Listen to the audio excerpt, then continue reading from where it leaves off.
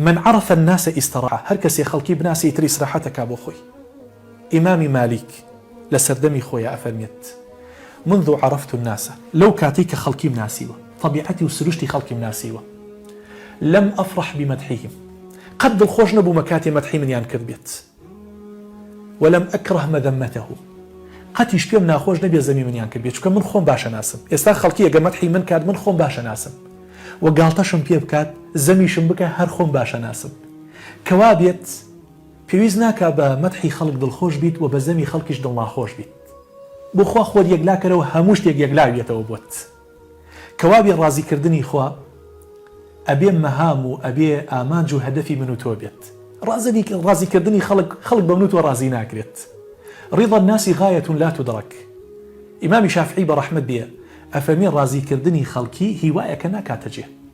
ئەجا ئەگەر تۆ بتەوێ هەموو خەڵک لێت ڕازی بێ لێت ڕازی نابێت.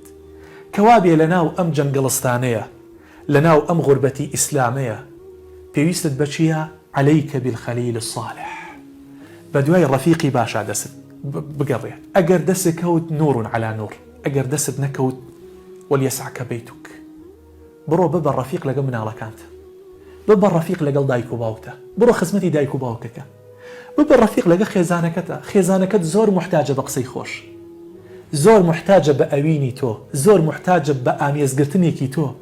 مناڵەکانت زۆر محتاجن لە زەمەنی مۆبایل و مەشغەڵەتی خەڵکا زۆر محتاجن بە قسە خۆشەکانی تۆ محتاجن بۆی سەردانێکیان پێ بکەیت محتاجن بۆی کەوا گەڕانێکی شەرعیان پێ بکەیت سەفەر و سیاحەتێکی خۆشیان پێ بکەیت.